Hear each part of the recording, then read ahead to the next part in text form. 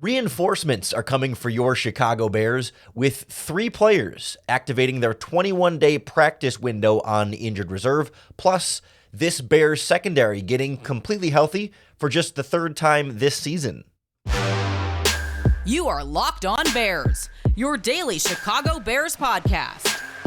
Part of the Locked On Podcast Network, your team every day.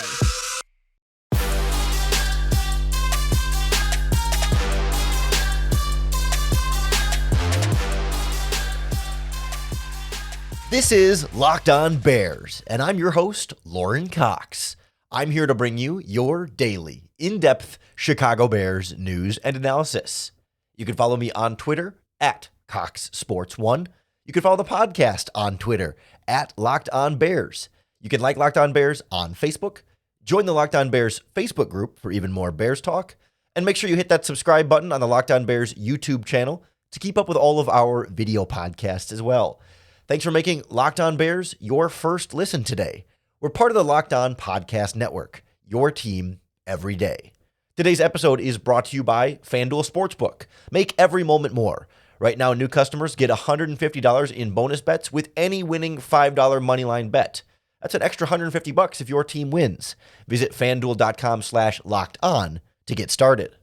On the show today, we take a look at the Bears getting healthier, getting closer to full strength, or about as close to full strength as you can be at this stage of the season as we head towards a Thursday night game against the Carolina Panthers. We'll talk about the players coming back to practice from injured reserve with the possibility of being able to play on Thursday against the Panthers. We'll also look at Jaquan Brisker returning to this Bears secondary and giving them a full strength secondary for really, I think, just the 3rd time this season. We have not seen very long stretches of all 5 of your top 5 defensive backs all on the field together at any point this season. And we'll wrap up with the guys that are still a little bit more up in the air, day-to-day questionable question marks, like Justin Fields, which is a big one, and also Tremaine Edmonds at linebacker, still kind of TBD on what his knee recovery might look like. But let's talk about the guys that are on track to be back this week. All at the same time, the Bears activated the practice windows for 3 players who returned to practice, and all 3 practiced in full. Although Monday wasn't a real practice, it's a walkthrough, so it's sort of a simulated practice. But running back Khalil Herbert is practicing again. Wide receiver Equanimeous St. Brown is practicing again. And cornerback Josh Blackwell. All 3 were listed as full participants in Monday's practice. And it's not the same as the real practice, and not the same as saying for sure they're ready to go on Thursday. Not necessarily, but a very good sign for their ability to play this week. And if not this week, absolutely then the following game against the Detroit Lions. But I think right away you get a sense of like the Bears putting them and activating their 21-day window now is with the idea of them potentially being able to play as soon as this week and ramping them up to be able to play, because you're not allowed to activate the 21-day window until after 4 weeks on injured reserve, but you don't have to activate it right at 4 weeks, right? You can stay longer than that. So you only activate that 21-day practice window when you feel like these players are very close to being able to play, right? If you thought, oh, there's no way Herbert or St. Brown or Blackwell is going to play against the Panthers, then you would wait to activate that 21-day window until after the Panthers game, because no reason to waste early days on that window before you're sure that they're close to coming back. And the fact that they're listed as full participants on Monday, even though it wasn't a real practice, suggests that they may be able to go as soon as Thursday, right? If they were limited participants, or their window's activated but they're still like DNP or just limited, that might tell you, okay, they're getting them warmed up a little bit, but they're not fully back and ready to go yet. But the idea of Herbert, Blackwell, and St. Brown all practicing in full tells me, listen, there's a good chance that those guys are able to play. And I think certainly Khalil Herbert is the headliner there, with Herbert potentially back in this game. Maybe he's not going to go every snap. You're still going to see a lot of Roshan Johnson and Dante Foreman in more of a 3-headed monster. It's not going to be the Herbert show just yet right away.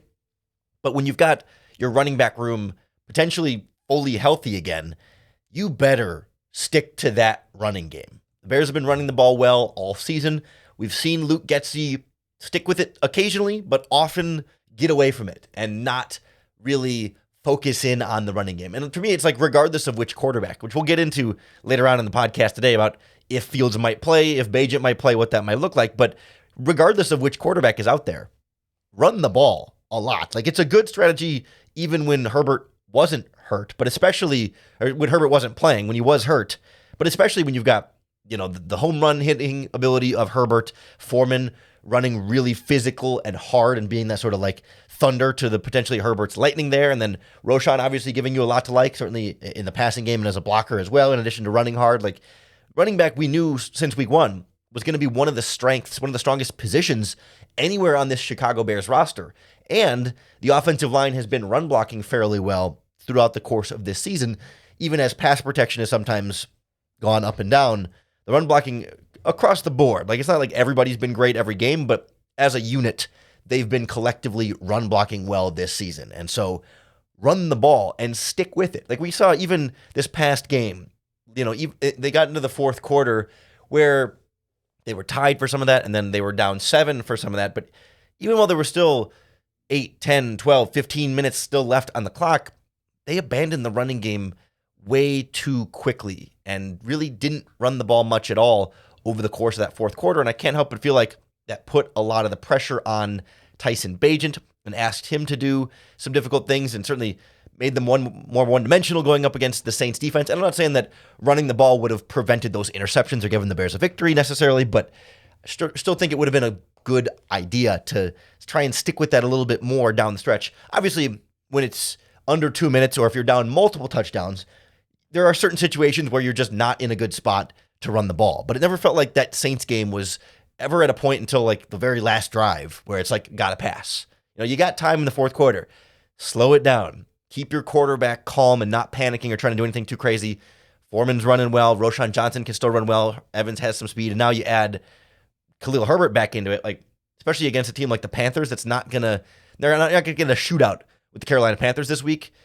With Khalil Herbert especially, but even without him, run the ball. And plus, Equanimeous St. Brown is a good blocker at receiver. When he's going to get more playing time and gets back into this rotation, not as a top 3 receiver on your team, but maybe taking some of those Velus Jones snaps away, hopefully.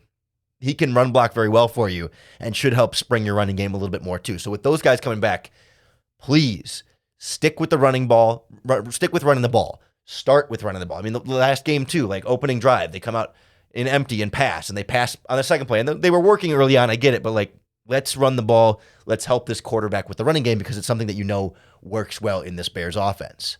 Reinforcements, though, also coming for this Chicago Bears defense that's going to have, in theory, a fully healthy secondary for what I counted as, I think, only the 3rd time this season, and the 3 times they've had it, or the 2 times they've had it so far, it has not lasted long. So we'll look at what the return of Jaquan Brisker could mean for the back end in Chicago next on Locked On Bears. This episode of Locked On Bears is brought to you by our friends at PrizePicks, the better way to do daily fantasy sports. Unlike other daily fantasy sports platforms, PrizePicks puts you in complete control. Instead of setting a lineup and hoping that your lineup is able to beat out 1,000 other people's lineups to get first place, to just happen to be the 1 in 1,000 to win some money, with PrizePicks, it's you versus the projections available. So you're just testing your football knowledge against the house. You pick 2 to 6 players and whether they will perform better or worse than their PrizePicks projections, and then you can win up to 25 times your money just by making the right picks. So right now, the PrizePicks projection for Bryce Young on Thursday, the Panthers quarterback, 222.5 passing yards.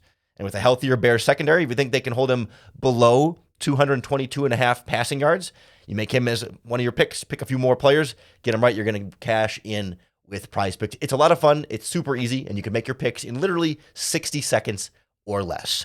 Try it out for yourself. It's a lot of fun. Go to prizepicks.com/LockedOnNFL and use our promo code LockedOnNFL for a first deposit match up to $100. That's an extra $100 for free for you to play with when you use our promo code LockedOnNFL at prizepicks.com/LockedOnNFL. PrizePicks, daily fantasy sports made easy. We have not gotten to see all of the Chicago Bears investments in this secondary really play any kind of consistent football together. They all took the field together in week 1 against the Green Bay Packers. They were fully healthy to start this season. And that didn't last long because that was the game where Kyler Gordon got hurt, broke his finger, something in his hand after a play, he tried to tackle somebody in the backfield and went down to the ground. So he played 27 snaps in that game. We got 27 snaps of fully healthy Bears secondary. And I think either Brisker or Eddie Jackson got banged up briefly in that game. I think it was Brisker. So even then we were already seeing the bodies start to drop a little bit. Kyler Gordon comes off injured reserve in week 6. And it's like, all right, we're back to fully healthy secondary. Jalen Johnson, Tyreek Stevenson, Kyler Gordon, Eddie Jackson, Jaquan Brisker. But in that game, who gets hurt? Eddie Jackson plays 14 snaps in that game before Elijah Hicks takes over for him. So we got 14 snaps in week 6 plus, what did I say on Kyler Gordon? 27 snaps in week 1. I didn't do the math ahead of time. I think that's 41 snaps between 2 games that we've seen of like fully healthy Chicago Bears secondary. Because then since then, we've had Eddie Jackson come in and out of the lineup. We've had Jaquan Brisker out of the lineup, now coming back in. And of course, Tyreek Stevenson has come in and out of the lineup. I think even Jalen Johnson left a game for a few snaps here or there in the process. Like injuries happen for sure. But this like 5-man nickel package secondary has had, 41 snaps, I think is where the math ended up on there. I might have done the math wrong, but you know what I mean? Like less than a full game's worth of snaps across 9 weeks of this season has all 4 of your second round picks and Eddie Jackson been able to play together in the secondary and give us that, I don't even want to say hype, but like that energy that we felt from this defense and we heard about throughout OTAs, mandatory minicamp, and training camp, where it was like, this defense is energetic, they're flying around, they're playing aggressive, they're setting the edge. Kyler Gordon is Spider-Man, this rookie cornerback is playmaking, Jalen Johnson is shutting guys down, Eddie Jackson is roaming the back end, and Jaquan Brisker is up in the box, laying the wood and being the enforcer and, playing really well underneath. And like, that's what this secondary was supposed to do. And all season long, we were going to see those second-round picks and Eddie Jackson grow together, right? Kyler Gordon was going to come into his own. Jaquan Brisker was going to come into his own. Jalen Johnson's going to take the next step. And Tyreek Stevenson's going to fit right away as a rookie. And like individually, we've seen moments of all those things. Like we've seen Jalen Johnson play great. We've seen Stevenson have some ups and downs. Kyler Gordon's been injured a lot, so we haven't seen a ton from him just yet. But we've seen Eddie Jackson have some nice moments. Brisker have some nice moments. But like we haven't seen that whole group come together. Hopefully we can get more than 27 snaps of them on our television screens this week, of them all playing together. That doesn't mean they're going to instantly click and have this dominating game, but they happen to all be coming back, or I guess Brisker's the one who's coming back because everyone else has been back, but they happen to all be back now, going up against a particularly struggling Carolina Panthers offense right now, and a rookie quarterback who is, I think struggling is a fair way to describe what's going on with Bryce Young. Like maybe it's not abysmal, but this last game against the Colts, 3 picks, and he has, 7 interceptions on the season so far. They've kind of come in bunches. He's thrown interceptions of 2, 2, and 3 across some of his games this season. Otherwise, it hasn't been anything too crazy there. He threw 173 yards. Like it's been rough because it's not a very good offense around Bryce Young. They don't have great receivers for Bryce Young. They lost some guy named DJ Moore. They traded away this offseason. Lord knows why. And they lost their really good running back, Dante Foreman, this offseason and haven't been able to replace him super well. Their O-line is just kind of okay. And their defense has some pieces, but it's just not really enough right now. They're really not playing well. So, this is a chance for the secondary to generate some turnovers, to make some plays, and to hold things down in coverage that I think can also have a ripple effect on this pass rush that's been struggling, right? It's a symbiotic relationship between the pass rush and the secondary, where if the pass rush gets home quickly, then the secondary doesn't have to cover as long, so the secondary can look better. And if the secondary can hold up longer in coverage, then the quarterback holds the ball longer, and the pass rush has more time to get to the quarterback. And so if one end, if the secondary struggles, then the quarterback can get rid of the ball more quickly, and then the pass rush will struggle. Or if the pass rush is struggling, and the quarterback has more time to hold on to the ball, then the secondary is going to have a tougher time having to cover extra long, right? So they kind of feed off of each other here.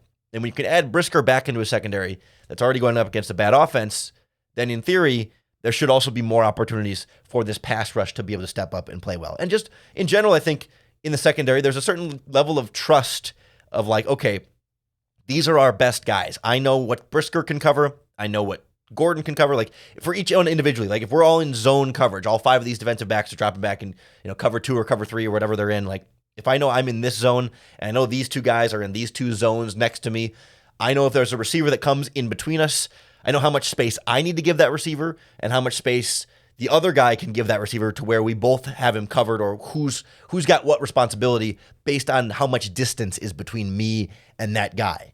And that knowing those sort of like minutia of like how fast that guy is compared to how fast I am, compared to what angle I have, compared to what angle the receiver has and what route he's running and what coverage we're in, like that becomes so much easier when it's guys that you know versus backups that maybe you didn't practice with as much, and they're rotating in and out of lineup. Okay, now Jalen Jones is in at corner, and now Elijah Hicks is in at safety. Okay, now Jones is back out now, and Johnson's in, or you know what I mean? There's a lot of those sort of moving parts, and being able to trust who's going to be where and what guys are going to be where they need to be elsewhere in your secondary. And so that's where having these guys back at full strength and getting them to all play together is really going to be an important part of this process. Jaquan Brisker cleared concussion protocol. Matt Nagy, wow, that's buried in me, huh? Matt Eberflus, for maybe a Freudian slip there, I don't know. Matt Eberflus confirmed Jaquan Brisker cleared concussion protocol and should be good to go. Tyreek Stevenson, you may have noticed, also left the Bears' last game against the Saints with an ankle injury, but he was a full participant in the non-existent walkthrough practice on Monday as well, so he should be good to go too. The only injury, quote-unquote injury, that's still lingering in your secondary is Terrell Smith, the other rookie who's still out with mono and not participating in practice. But even Josh Blackwell, your backup slot cornerback, is in there as well. So heaven forbid, Kyler Gordon ends up on the injury report again. Josh Blackwell gives you another depth option in the slot there, assuming he gets activated from injured reserve as he's trending, kind of like we talked about with Khalil Herbert and Equanimeous St. Brown in the previous segment. So it's as healthy of a secondary as we've seen, going into as favorable as a matchup as we've seen, and that should bode well for those guys having some big plays and being able to get a turnover and help get this Bears team closer to a win. We'll certainly get more of the scoop on what's going on with the Carolina Panthers offense on our Thursday podcast, Crossover Thursday. We're going to talk to Julian Council from Locked On Panthers and kind of get the scoop on what's going on with the team that the Bears traded with at the top of the draft. And I think tomorrow we may put together a game plan for a Bears victory a day early, since it's a Thursday night game, and try and get a quick turnaround here to get things rolling. So we'll get our Panthers, more specific Panthers preview coverage coming in the next couple of days. But I also want to look at a couple of guys that are a little more up in the air as to whether or not they'll play on Thursday. And a big one there is, who the heck's going to start at quarterback? Will Fields be ready to go? Or will we get one more Bagent game, then a mini bye week for Fields to come back the following game? Plus Tremaine Edmonds at linebacker in versus like Jack Sanborn played pretty well in his absence as well. A lot to get to with guys still a little bit up in the air. Next on Locked On Bears. This episode of Locked On Bears is brought to you by our friends at FanDuel Sportsbook, America's #1 sportsbook. It's an America's #1 because they got a great deal right now for new customers. If you've never bet with FanDuel, now's the time to do it, because if you put a $5 bet, a money line bet, that's just betting straight up on who you think is going to win or lose. No spread, just winner versus loser. If your $5 bet on the winner is correct, you're going to get $150 in bonus bets on top of your winnings from your $5 bet. So right now, Bears-Panthers. The Bears are 3.5-point favorites on the spread, but the money line is Bears minus 184. So you bet $5 on the Bears to win, you're going to get your winnings plus $150 if your bet is correct. I guess you could bet on the Panthers if you really wanted to for plus 154 money, but I'd say, this is a pretty good spot for the Bears this week. That's why they're favored by 3.5 on the spread. And that's why FanDuel is the place to place all of your bets. Their app is safe, simple, and secure, easy to use, with a wide range of betting options on spreads, player props, over-unders, and so much more. So if you want to check out this offer and get your $150 in bonus bets, go to FanDuel.com/LockedOn. FanDuel, official partner of the NFL. So while we know reinforcements are coming in the form of Jaquan Brisker and are likely coming in the form of Khalil Herbert, Josh Blackwell, Equanimeous St. Brown, all practicing in full on Monday, a lot less clear who's going to play at quarterback for the Bears this week and who's going to play at middle linebacker for the Bears this week. As far as Monday's, again, unofficial practice report where they sort of project, had we practiced in full, here's how these players would have participated, but it was really just a light walkthrough, so you're not really asking guys to practice in full anyway, so it's kind of a loosey-goosey sort of measurement system here on the short week. But Justin Fields listed as limited with the right thumb injury. And linebacker Tremaine Edmonds is not participating, DNP, out at practice on Monday with the knee injury he suffered last week, or I guess 2 weeks ago now. And so to me, that trends both those guys in that kind of direction, right? It's like Justin Fields maybe could play. Tremaine Edmonds, at this point, sounds like not going to play. I mean, Matt Eberflus says both guys are really day-to-day, and they're going to see how the knee responds. They're going to see how the thumb responds. And you know what? Maybe tomorrow, as you're listening to this podcast, Tremaine Edmonds could practice in full, or maybe limited and then full on Wednesday and then be good to go. Or he could be not practicing all week, miss the game, and then maybe come back the following game. I think the good news there is that Jack Sanborn played really well at middle linebacker. I mean, we kind of knew Jack Sanborn had the goods, but like it was refreshing to see him in that bigger role and play pretty darn well. And TJ Edwards, too, has really settled in nicely at that weak side linebacker spot. I know he missed some tackles earlier this season, and he did that in Philadelphia, too. That's kind of a known thing, and sometimes he misses some tackles, but he was all over against the Saints.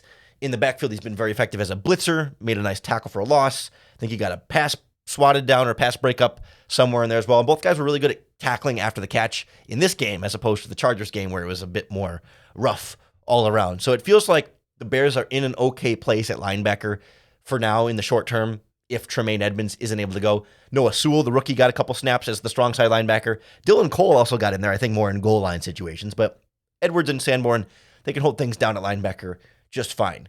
Quarterback to me is the one that I think the Bears are going to really play coy on and not let the Panthers know until Thursday who's going to start at quarterback in this game.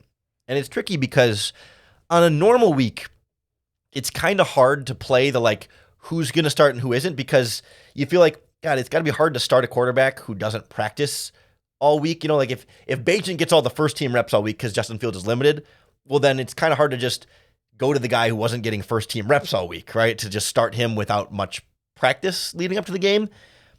But because it's a Thursday night game, there's not really much practice anyway. So it is easier to like have Justin Fields be limited at practice all 3 days and maybe still start him on Thursday, because even if he was a full participant, like taking every snap with the first team doesn't end up really being all that much in a week like this. Like it's very, very limited in terms of what kind of practicing they do. It's more about the mental side of like, okay, here's the plays we're going to call, here's how we're going to script stuff, here's how we're going to attack them. But like as far as repping it physically, they don't want to tax those guys' bodies when it's such a quick turnaround to play on a Thursday. So like you could see a scenario where the practice over the first 3 days or the 3 days of this week before Thursday doesn't really tell us who publicly who's going to start at quarterback. And the Bears can really take this up to Thursday morning, Thursday afternoon, game time decision. And maybe by the time we get to inactives, that's when we'll kind of have a sense of, is Fields active and going to start, or is Fields inactive and not going to start? I find myself feeling like unless that grip strength is 100% and you just don't feel like there's any noticeable risk of worsening that thumb injury, why rush him back for a Thursday night game against a bad Panthers team that Tyson Bagent and this defense and this running game should be able to beat anyway? Like, I think we talked about yesterday about how, like, listen, Bagent's got flaws, and Justin Fields is going to be your quarterback whenever Fields is ready to go. But especially on a short week, like, what's the rush here? One more game on a short week. If it was Sunday game against the Panthers, we could have a different conversation where you could get a little bit more going in practice and feel like you have more of a real test of Fields' thumb at this point. But if we're just kind of skimming through some walkthrough practices, I don't know that I feel confident enough in the evaluation of the thumb in this scenario to be like, yeah, put him out there. Because, like, again, it's not a good opponent. So, I mean, you can make the argument, okay, it's not a good opponent, so put Fields out there and he shouldn't be tested as much. But, like, if you feel like, if a doctor say, man, another 10 days might make X amount of difference, if it makes any difference at all, like, I would say wait. You know, give him that chance to really fully heal up. And let Bagent do his thing against the Panthers. Like, I don't think there's much harm to that. Is one more game going to be the key to unlocking Justin Fields or getting a better evaluation on Fields? Like, is one game with maybe a 75-80% thumb going to tell you a lot about Fields either? Like, what are we gaining by putting Justin Fields out there on Thursday? Like, certainly I think he's the better quarterback, sure, but like, you might not need the better quarterback to beat the Panthers. And so to me, like the risk might not outweigh the reward. Again, that's sort of pending what the doctors say. I'm not a doctor and I'm not getting information about Justin Fields' thumb, but it's like, to me, if there's any doubt whatsoever or any risk that could be mitigated by waiting another game, like I don't see why not. Like if they say, well, anytime he comes back, it's going to be a problem unless you did surgery. So, it doesn't make a difference if you do it today or wait 10. If they say, 10 more days isn't really going to make a difference, the risk is the same either way, then sure. I mean, you might as well throw him out there, I guess. But to me, if there's any sort of reasonable doubt, we'll use the court as the barometer here. If there's beyond a reasonable doubt that, Fields is good to go, then all right, Fields can go. But otherwise, put Bajan out there, run the ball. Like we talked about, this defense should get some turnovers on Bryce Young. Shouldn't have too much trouble with the Panthers offense. If you run the ball, take care of the ball, and go nice and easy, this feels like not the Raiders game all over again exactly, but it should be closer to that kind of game than what we saw last week against the Saints. So, let's make it easy on everybody and maybe just do Bajan, but we'll see how the rest of the weeks go for Justin Fields. You can be sure if we get any kind of major update there, we'll break it down for you here on the Locked On Bears podcast. So make sure you hit that subscribe button on YouTube or wherever you listen to podcasts. That's going to be the best way to keep up with all of our daily, in-depth Chicago Bears news and analysis. Thanks for making Locked On Bears your first listen today. We're part of the Locked On Podcast Network, your team every day. Coming back tomorrow on Thursday as we get you ready for this Bears-Panthers matchup. Again, Thursday is crossover Thursday with Julian Council from Locked On Panthers. So we'll get the local perspective on what's going on with Carolina. On Friday, we'll break down the game and all that stuff. And next week, I want to talk about Darnell Mooney as a potential contract extension guy. I also want to talk about some veterans who've been playing a lot but not playing well, who should probably play less and let younger players play a little bit more. There's a lot to still talk about here in the coming days, even beyond this Panthers game. So keep coming back for more Locked On Bears. And of course, you have to come back every day for your next opportunity to bear down.